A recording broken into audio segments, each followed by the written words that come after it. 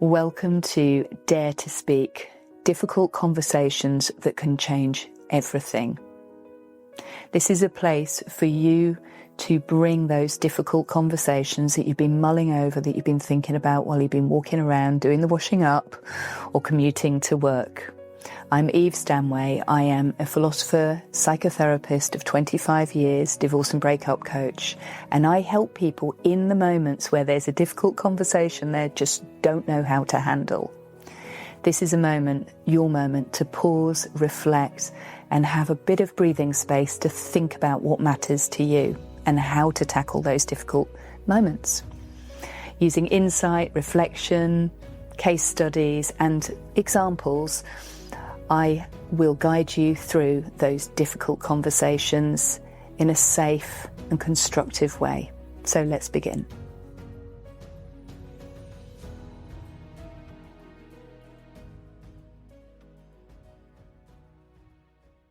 Hello and welcome to Dare to Speak, difficult conversations that can change everything. Today is a special episode in that I have a guest to talk about difficult conversations so that we can have a conversation about where difficult conversations come from and another way of sharing ideas on this podcast by hearing two people's points of view rather than just one. So I'd like to welcome you today, Johnny. Johnny Seifert he's a celebrity mental health podcast, Secure the Insecure. Hello, Johnny. Welcome to my podcast today. Hello, Eve. What an honour to be here. Thank you so much. Well, it's wonderful to have you here. And you are my first guest, so welcome. And, well, what was it that made you think you might like to come on this podcast? Well, I'll just do a bit of ego feeding for you, Eve. I met you about 3 years ago, and I love the way you work. I love seeing what you're doing online, and I love the space that you're in. I think it's really important, especially post-Brexit, post-pandemic, post-war, to actually have a honest conversation about those difficult conversations. And as I go into my mid-30s, I'm 33 now, you know, what happened in my teenage years, my school years, my 20s, it only gets to when you turn 30, you start reflecting on the past and you start reconnecting with people from your childhood. And it's opening up on those conversations of why did we drift? Why did we fall out? How do we make up for it now? And what's interesting is it becomes full circle with friendships, that people you were friends with in your teenage years who you drift from because of university and life, you then come back together, and we are all at different stages of our lives, which I find really interesting, and I find it really hard. I'm single. I haven't got any children. All my friends who I grew up with, who I was at school with, university with, have all married. They've all settled down with children. And I'm trying to navigate this world where I don't want to feel lonely. I don't want to feel isolated. And yet I'm trying to grab onto anyone that I can find to be my friend. And obviously, most of them come from the past. And the reason why we connect now is because of difficult conversations, because of the DMCs, the deep, meaningful conversations that we have, where we're not gossiping. We're not talking about our day-to-day lives and work and families, because we can't compare with that. It's going, okay, let's be more reflective. What would you tell your younger self? What would you tell your future self? What moment defined you? Those difficult conversations, because what it actually does is it makes a connection. And what I need in my 30s is a connection with someone that we have this DMC. We sit for 4 hours just talking, and then I come back to my life and I feel, oh, do you know what? I'm so glad I got that off my chest. That's so interesting. And I think that's really important. You know, they say sometimes that when there's a problem, there's the internal problem, the external problem, and then there's the philosophical problem. There's that wider issue. When I went to university, I actually studied philosophy and philosophy of mind and philosophy of language. And we were having conversations about the nature of conversation. But at that age, I was too young. And, you know, you're younger than I am. But to understand in my 20s the importance of having these, you know, difficult and meaningful conversations, then as you get older, and just as you say, we connect over values, because that's what you're really talking about. You're talking about shared values or your ability to disagree or have the same opinion, but actually delve into finding out what those things are. Brexit was really interesting. I got busy over Brexit because people were falling out and unable to have conversations about, and families were breaking down because they didn't know how to disagree or get information without falling into blaming or shaming or, difference coming up that they couldn't get beyond. Was that something that you've kind of seen as well? I think what's interesting is you using the word values. I think it's more about the morality and the morals that one has, because when we look at people's values end up becoming capital. So when we're talking capital, we're talking power. So you can have values that are associated with wealth, with love, with grief, with the place that you live, with the class system. And so suddenly your values might be tied into that. So for example, I have people in my circle and around in my surrounding circles who will say, I am a female, I earn X amount, I expect my husband or boyfriend to earn X amount, and then I can give up work, be a stay-at-home mum. Now, value-wise, that's what they value. They value wealth. They value that high-class area. Okay. I'm someone who doesn't earn XX. I earn half of X. And so I'm not earning enough for what the woman wants for the man to live their life. So yes, I think that's true. So when I look back on my childhood, talking about these things, there weren't discussions, there were statements. Oh, that person look at them, they're sorted out, they're well off, they're well educated, they're this, that, and the other. It wasn't a conversation. It wasn't I wonder if they are. I wonder if that person who's got all that stuff actually is happy. I wonder if that person who's got that flash car has paid it off, or whether they've just borrowed it for the day. Yeah. Is that, and we see this a lot with Facebook, and we see this a lot with kind of displaying, is that woman who's saying, well, I only want to go out with somebody if they're earning XXX. Do they get to be in that situation where they're a stay-at-home mother with somebody who's earning XXX?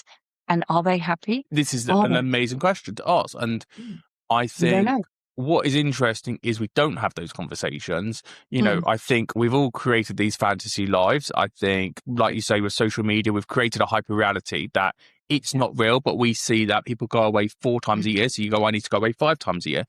And we're all comparing. And obviously comparison is the thief of joy.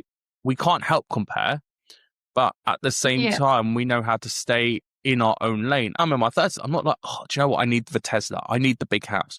Because you're right. A lot of people will spend what they earn. The money comes in, the money comes out. They've got no savings because it's all about what they're presented to everyone of, I've got the money. Look how flash I am. Look at these nice restaurants. Look how Instagram friendly they are. They're not enjoying the experience. I've been to so many nice restaurants. They're not worth it. I would agree. And I think comparison, they say it's a thief of joy or a thief of fun. What comparison actually is, it's a shortcut on having a difficult conversation. So you spoke earlier about kind of reconnecting with people from your past, and you can spend a few hours having these and kind of really exploring. Yeah, you don't have the kids and they do. You're not talking about day-to-day life. You're talking about those deeper things. Things like comparison, things like judgment, things like criticism, things like, well, I'm better than you because of this, or, they're better than me because of that. What those are, in fact, is they are shortcut ways of avoiding difficult and meaningful conversations. That's what I see. So if I shortcut to a comparison and say, well, your life's better than me because you've got a podcast and I haven't, then what I'm doing is that I'm trying to jump around the difficult conversation, which is, how do I actually feel about this thing that I don't have, or this earnings that I now have, but now I'm not happy? So instead of actually dwelling on and tolerating the discomfort, which is a really big part of having a difficult conversation, is being able to be uncomfortable and go, well, I'm not really comfy. Brexit was a really big thing. Being able to go, I'm uncomfortable because people voted leave and they won. And that makes me uncomfortable. I need to go and ask somebody why they did that, because clearly it mattered to them to do that. Not being able to tolerate that discomfort meant instead a lot of people just jump to schism. They jump to comparing them with awful people. They jump to name calling. They didn't sit in the moment and go, wow, I need to have a conversation about my Auntie Mabel because she voted leave, and I think that's a terrible thing to do. Yeah, I think it's interesting because what happens when you compare is two things. One is you spiral downwards because you get depressed because you're comparing. You're like, I don't get that. Yeah. Secondly, you get the grass is always greener on the other side. The third is, and I think this is the most important one, is you get that imposter syndrome that spurs you on. So I never feel good enough in everything. I always over deliver. I always over apologize. I apologize before an event's even happened. Hypothetically, something's happened in my head already. I'm apologizing for something that's not even happened. And so you're always trying to play catch up. And I think what that therefore means is you always are never complacent because you're always trying for more. And I think what therefore happens is, yes, on a base level, you compare, but you go through a process of comparison down to actually wanting the best for yourself rather than everyone else. What it means for you to have whatever it is, whether it's a child, a relationship, an award, whatever it is, that's what helps you. I can see that it would seem that it would help you.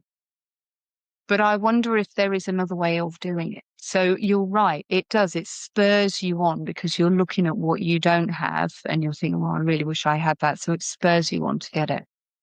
And you're right.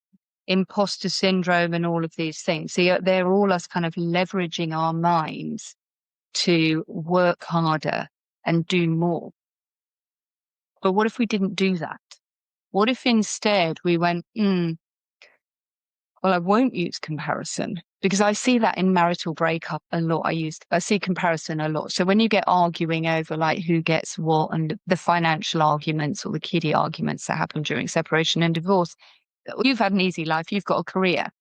So you're right, that comparison leads to this downward thing. What I wonder instead, and I'd be interested to know what you think about this, is if rather than doing that, we are able to look into ourselves and say, well, if I just said to myself, well, do I want kids? Let me have a think. Do I want children or do I want a family enough to be really uncomfortable, push myself into that space of discomfort rather than imposter?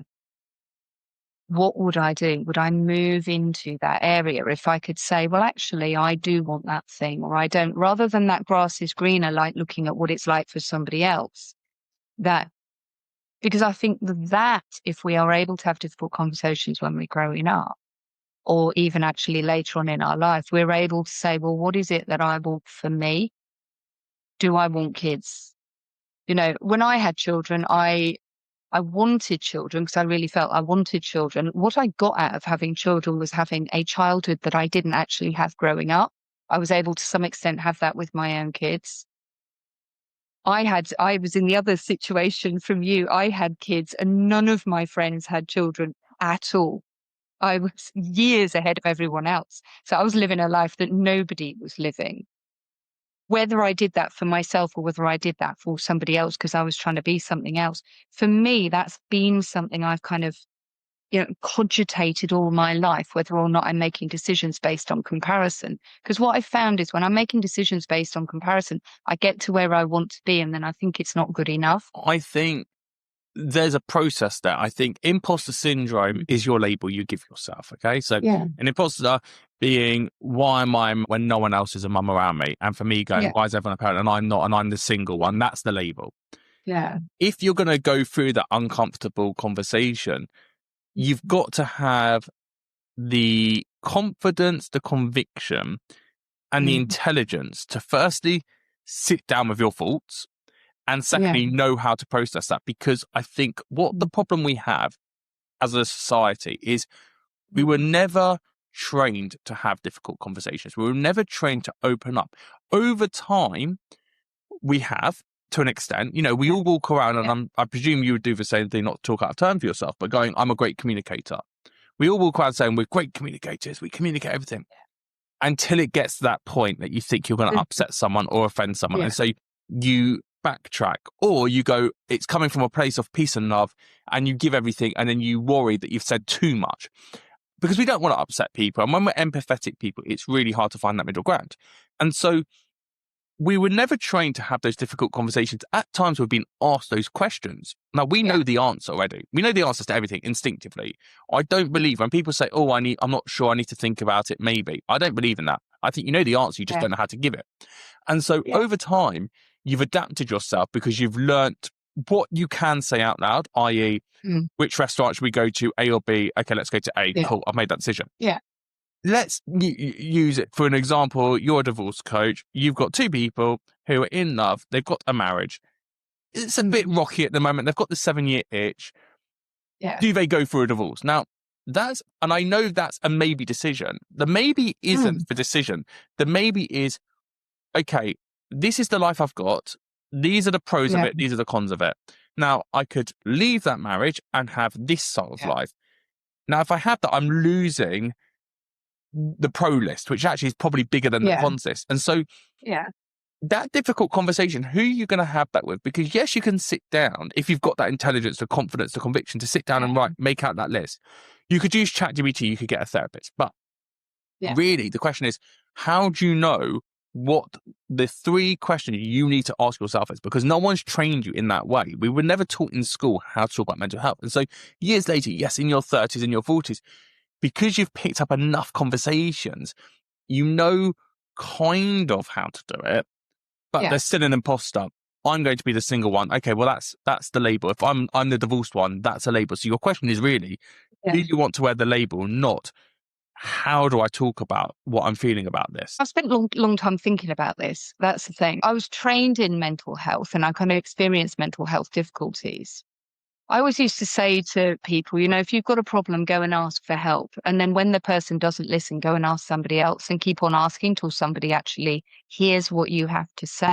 Yeah. Can I just pick you up on something you just said? Because there's a really interesting anecdote I'd love to bring up.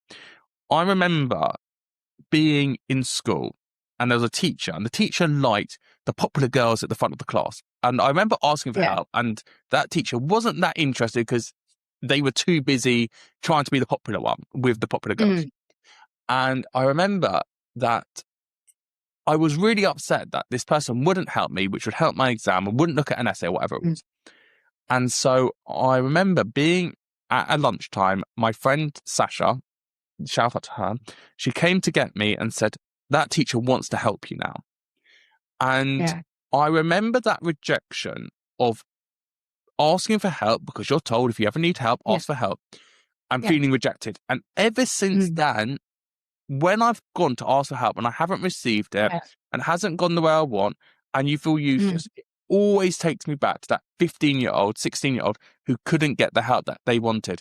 And I think when you're saying, if you go to ask for help, you don't get it, go and ask, go and ask, go and ask. The problem we have as we get older, and like I said, I'm only starting life, I suppose, at 33, but you then start picking up your triggers and being traumatized. So every time I ask for help, I get triggered by going, there's no point, because I remember what happened in school. And so when you're saying, ask for help, I've stopped at that first hurdle because I won't ask for help now, because it reminds me I'm just going to get rejected and I don't want to put myself up for rejection. Thank you for sharing that, Johnny. I had to now, here and now. It makes me desensitized because I've said it 1,000 times. It reminds me that school is still a thing. I think it's interesting when I talk to some people who say, don't remember school, it's a blur, it was so long ago, I've got children, I've been to university. And I go, well, school for me was like yesterday, because I haven't had those life stages in the middle of school to now. University was a blur, but I've not had those things. So when I talk about those stories, I know myself quite well. So I know that I struggle to ask for help. And I know that when I do ask for help, and I get the help, I overtly show my appreciation, because I'm so I don't understand why you would want to help me. I don't feel good enough to receive. Okay. So that teacher who themselves didn't know how to have a difficult conversation because they were setting you up in competition with a young adult. So that was a grown-up comparing themselves with a young adult that they're in a teaching space with. So when we compare, the impacts of that, first of all, can ripple out quite widely. Secondly, and it's been demonstrated within psychology, one adverse experience can pretty much wipe out a whole range of positive experiences. The difficult conversation then comes, and there is room here for a difficult conversation for you if you want to have one, which is to say, okay, well, the difficult conversation would be along the lines of, my life has been impacted by that. That experience has impacted my life all the way to the here and now. What's important about that? What is the most important thing about that impact? If you had to say right now, just one thing that's important about kind of recognizing this, what's the one key important thing, do you reckon? I think it's being self-aware of the journey that one has been on.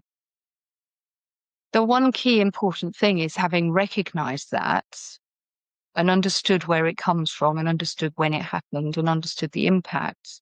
The one key important thing would be to change that pattern going forwards so that that incident that happened to you then doesn't affect you and your future conversations and your future interactions. I think what you need to think about is how much does it debilitate what you're doing in everyday life? So, for example, I was going to go on antidepressants last year for work. Now, I was getting sad about work. I was getting sad about my finances. And I built a story up in my head. And I got given some antidepressants. And I took it for 2 days. I was like, I don't like the feeling about this. And I know it takes time for it to mold in. And then I spoke to a pharmacist. And I said to the pharmacist, look, this is what's going on. And they said the most amazing thing to me. They said, if you were on holiday and you had no problems at all, and you're just sunbathing, being present, I'm reading my book, listening to my music, would you not be able to enjoy the holiday? If the answer is no, you know you need the antidepressants because you know you need that extra help. And I thought that's so right because I'm triggered by people, not situationally. And so there's only certain people that trigger me that make me feel a certain way. And so when we're talking about this teacher, for example, and asking for help, it doesn't stop me asking for help.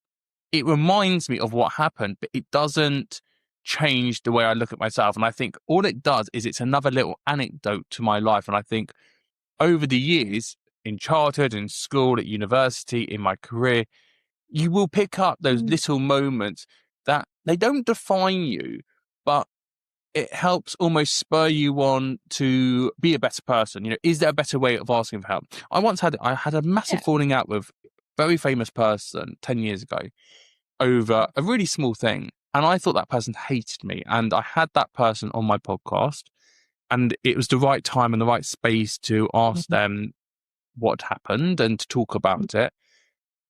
And it's interesting. And we're talking about difficult conversations. It was a heartbreaking conversation that me and this person, we both cried and we both went, it wasn't anything more. And we both got the wrong end of the stick and we made up. And it was one of the most powerful episodes I've ever done because we had that difficult conversation. Now, I'm lucky that I have a podcast like yourself and, you know, you can hide to an extent behind a microphone, behind a camera. But if that's the safe setting to do it in, because you would never feel comfortable. I'm not a confrontational person. I can't go up to my butt. What I can do is probe on an interview setting because that's my comfort. Yes, I understand. So the way I would interpret that is from my kind of lens would be that you and that person were able to separate facts from interpretation by getting some clarity, by being willing to sit in the same space. You were both willing to tolerate that discomfort of coming together and being available to actually speak with each other about it. You were both, by doing that, you were able to focus on what was important, which was, you know, moving the conversation forwards, not leaving that conflict, not leaving that disagreement in that space. And you were able to find a way to empathize more accurately, both with yourself and with the other person. So what I've understood in the kind of years of working in that mental health space is having an idea of how to have these conversations, how to structure it so that we can turn up and have a little bit more safety and security about doing it is really important. You know, you said just then, you know, the fact that you've got the podcast, the fact that you've actually spent your life in communication, which you've done as a career, means that you have your kind of embedded skills are possibly stronger than some people, or at least your belief and confidence in your skills will be. So on the other side of difficult conversations, there's often beautiful, green, sunny spaces with blue skies and clarity and information. On the wrong side of a difficult conversation, it can seem like a bit of a hellhole. It can seem really hard. And pushing through that barrier can be really difficult for some people, can't it? So being able to push through into the difficult conversation with the skills out the other side. I think when I've worked in mental health for years and years, you know, my book was going to be called Please Learn About My Anxiety, of how to have the difficult conversation about what we're thinking, what we're feeling, and what we need. Because I think we butt against that wall of a difficult conversation. But when you can get through it and out the other side, it's a much, much better place. It's getting through it. Completely agree. And it's interesting. I practice it quite a lot. So on TikTok, actually, do what I call a mental health check-in. And I used to take Charlie Mackessy's book of quotes and go, right, I'm going to read this random page. Here's a quote, analyze it. Blah, blah, blah. Yeah. And what happened was that I would then analyze it and I'll talk about myself. So mental health check-in, blah, blah, blah, Monday edition. And I would tell you how I'm really feeling. Or if I was going through a bad day and I'm crying, I would just film it. Just go, do you know what? I'm just going to film it. This is how I'm feeling, right? And I'm being honest and open and vulnerable. And you have those two sides that you speak about. So one side was, oh, you're so powerful. It's so good that you're talking about your emotions. I really felt, I empathize. Also, I'm going through it as well. And therefore, we can strike up a friendship or a companionship because of that. The second side is, I've watched it and I feel really sorry for you. And actually, you become kind of the burden on people. And you're the burden friend, you know. I feel, you know, I'll talk about being lonely and someone will go, oh, let's go out, let's become friends. And then you go, right, so I've now got a new friend. And then they go, and then the next day you go, oh, I'm all happy now. That person who thinks they've done their duty has now ditched you. You know, they're not making enough effort because they're like, oh, I was going to be the good Samaritan, now I don't need to be. The third way is you get also jealousy. So you've got people who will share the video and I'll get 100, 200 shares on the video. And I'm like, why is everyone watching it? Why has it had so many views?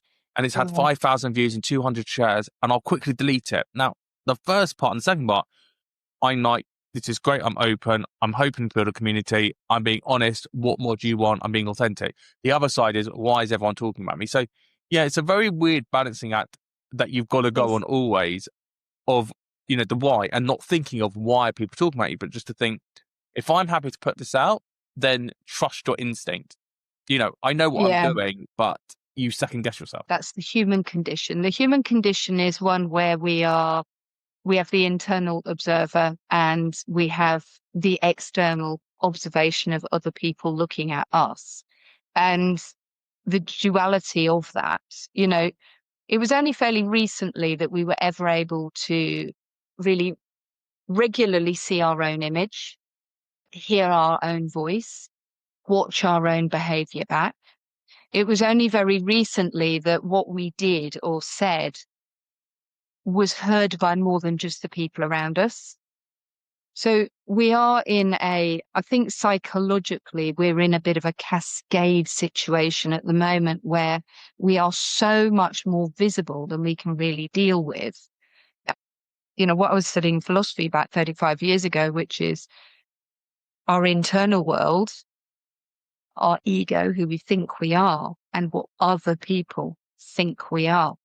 And the reason why I'm always going to bring that back to communication and dialogue is because it is in the moments that we are thinking and speaking and other people are hearing and reflecting or speaking back to us, I think that's when we're in that kind of precise moment of the internal and the external meeting each other.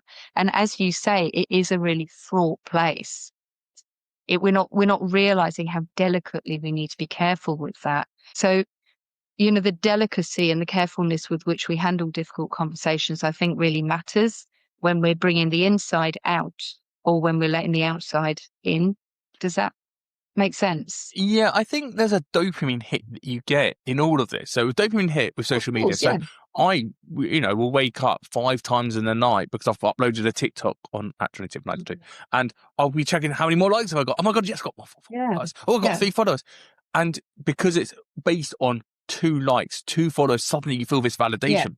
When you're having that conversation, you're saying I've got OCD, and someone says me too, or tell me about it.